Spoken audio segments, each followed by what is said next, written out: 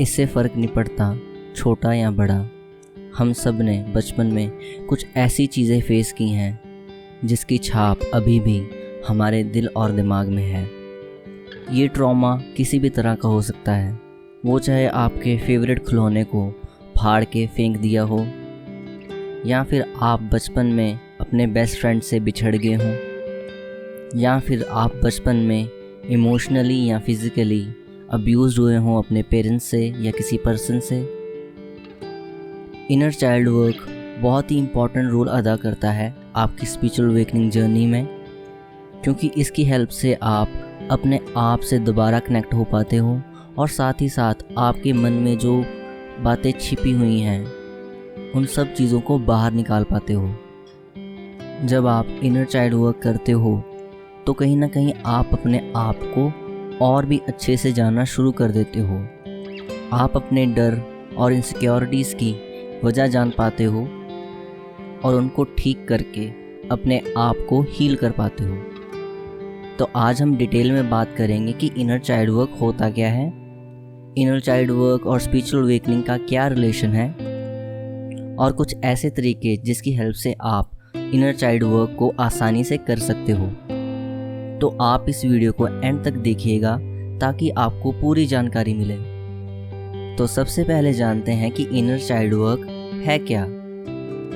Inner child work एक तरीके का प्रोसेस है अपने आप को समझने का और अपने इनर चाइल्ड को हील करने का। देखिए, इनर चाइल्ड एक तरीके का हमारा ओरिजिनल सेल्फ होता है। जब हम इस दुनिया में आते हैं तब एकदम प्योर सोल होते हैं जिसमें किसी भी तरह का मैल नहीं होता। अनफॉर्चुनेटली होता क्या है, जिस सोसाइटी में हम अभी जी रहे हैं कहीं ना कहीं वो हमें फोर्स करते हैं हमारे इनर चाइल्ड को दबाने में और कहते हैं कि बड़े बनो। पर सच्चाई क्या है कि जैसे जैसे हम बड़े होते हैं वैसे वैसे हम अपने ट्रू सेल्फ को भूलते जाते हैं, जिसका असर हमारी इमोशनल स्टेट और साइकोलॉजिकल स्टेट पे बहुत पड़ता है। देखा जाए, हम में से बहुत से लोग अभी भी बहुत सारी चीज़ों को अपने मन में दबा कर बैठे हैं बचपन से, और जिसकी वजह से हमारे सबकॉन्शियस माइंड में बहुत तरह के डर, गुस्सा, ट्रॉमास फीड हो चुके हैं। बहुत से लोग अपने इनर चाइल्ड की वॉइस को नकारते हैं और कहीं ना कहीं खुद ही उसको दबाने की कोशिश करते हैं, और जिसका असर उनको आने वाले फ्यूचर में साफ दिखता है। कहीं ना कहीं वो साइकोलॉजिकल बैगेज को साथ लेके चलते हैं पूरी ज़िंदगी, और इस बैगेज का असर हमारे रिलेशनशिप, हमारी मेंटल इलनेस पर पड़ता है। देखिए, साइंटिस्ट का भी ये कहना है कि जो लोग चीज़ों के लिए अवेयर नहीं रह पाते हैं, अपने ही ख्यालों में डूबे रहते हैं, उसका मेजर इशू ये होता है कि वो बचपन में बहुत सारी चीज़ों को देख चुके हैं, बहुत सारे ट्रॉमास को देख चुके हैं, जिसकी वजह से अब उनको बहुत मुश्किलें आ रही हैं। तो मैं आप सबको यही सलाह दूंगा कि आप अपने इनर चाइल्ड को सुने, वो आपसे क्या कहना चाहता है, कौन कौन सी चीज़ें हैं जो अभी तक आप लेके चल रहे हो बचपन से। अब हम बात करते हैं इनर चाइल्ड वर्क और स्पिरिचुअल अवेकनिंग का क्या रिलेशन है। स्पिरिचुअल अवेकनिंग की जर्नी को आगे बढ़ाने के लिए क्यों इनर चाइल्ड बहुत ज़रूरी है, ये सवाल आपने बहुत जगह सुना होगा, लेकिन अभी तक आप इस सवाल का जवाब नहीं ढूंढ पाए हैं। देखिए, बहुत ही सिंपल चीज़ है कि हमारे जो भी जवाब हैं वो हमारी डीपेस्ट सेल्फ में है, जिसको हम बचपन से लेके अभी तक चल रहे हैं। देखिए, जब किसी भी तरह का ट्रॉमा क्रिएट होता है तो उसके साथ बहुत सारी टेंशन्स, स्ट्रेस, ब्लॉकेजेस हमारे हार्ट और हमारे माइंड और साथ ही साथ हमारी बॉडी पर बहुत इम्पैक्ट डालते हैं। देखिए, आप सब जानते हैं कि जो सफ़रिंग का सोर्स है वो है ईगो। देखिए, जब ईगो क्रिएट होती है तो हम अपने ट्रू नेचर को भूल जाते हैं, और जब हम अपने इनर चाइल्ड की पेन में फंस जाते हैं, जो कि हम अब बचपन से वो चीज़ को लेके चल रहे हैं, तब ईगो और भी बड़ी होना शुरू हो जाती है। तो स्पिरिचुअल अवेकनिंग की जर्नी में इनर चाइल्ड वर्क बहुत ही ज़रूरी चीज़ है। अगर आप स्पिरिचुअल अवेकनिंग के बारे में और भी जानना चाहते हो, मैंने ऑलरेडी इसके ऊपर वीडियो बना दी है, आपको लिंक डिस्क्रिप्शन बॉक्स में मिल जाएगा, आप उस वीडियो को भी चेक कर सकते हो। अब हम बात करते हैं वो कौन कौन से ट्रॉमास हो सकते हैं आपकी बचपन की यादों से। देखिए, सबसे पहले आपको ये जानने की ज़रूरत है कि हर इंसान को डिफरेंट टाइप के ट्रॉमास हो सकते हैं उनकी चाइल्डहुड मेमोरी से। वो ट्रॉमास फिज़िकल भी हो सकते हैं, इमोशनल भी हो सकते हैं और मेंटली भी हो सकते हैं। तो अब हम बात करते हैं कुछ एग्जांपल्स की। बचपन में हम सभी को मार पड़ी है, लेकिन कुछ लोगों को बहुत ही ज़्यादा मार पड़ी है अपने पेरेंट्स से जब वो अपना आपा खो चुके थे।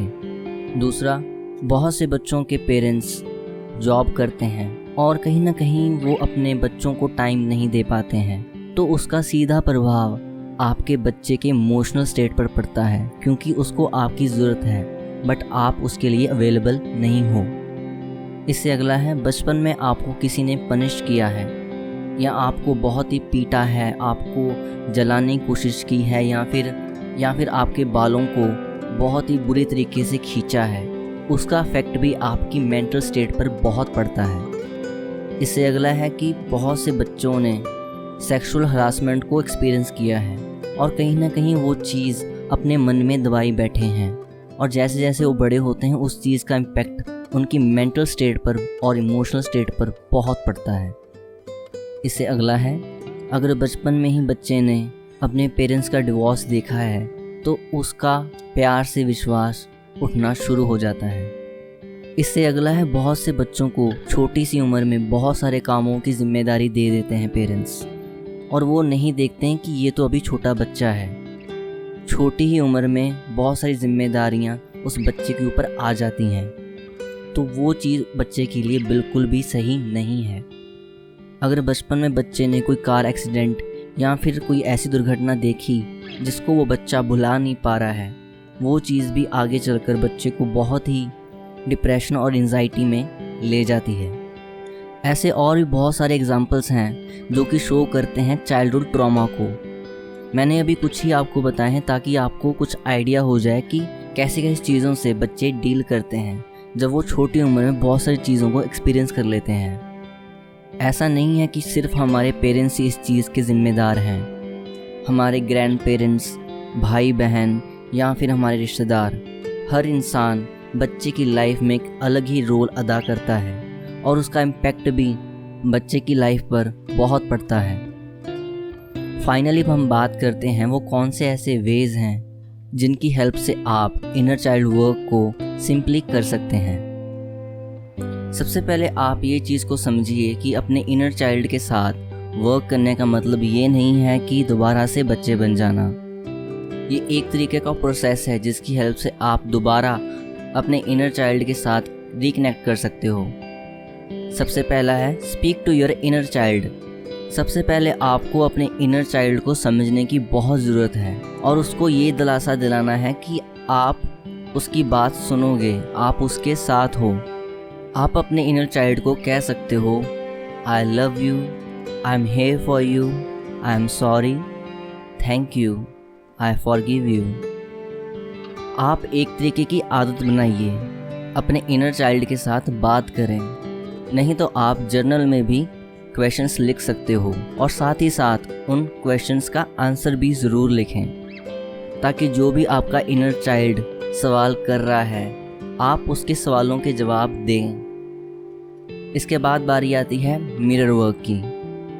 मिरर वर्क बहुत ही सिंपल और बहुत ही पावरफुल टेक्निक है अगर आप दोबारा से अपने इनर चाइल्ड के साथ रिकनेक्ट करना चाहते हो, और ये बहुत ही आसान वे है अपने आप की हीलिंग करने में। इससे क्या होगा कि आपके मन में जो भी चल रहा है, जो भी चीज़ें आप लेके चल रहे हो, कहीं ना कहीं मिरर की हेल्प से आप उन सब चीज़ों को बाहर निकाल सकते हो। आपको इस प्रैक्टिस को करने के लिए सबसे पहले प्राइवेसी की ज़रूरत है। सिंपली आपको मिरर के सामने खड़े होना है और अपनी आँखों में देखना है। आप ये चीज़ हर दिन एटलीस्ट 5 मिनट तो ज़रूर करें। आप नोटिस कर पाओगे कि आपके थॉट्स और कुछ ऐसे इमोशंस बाहर निकल के आ रहे हैं।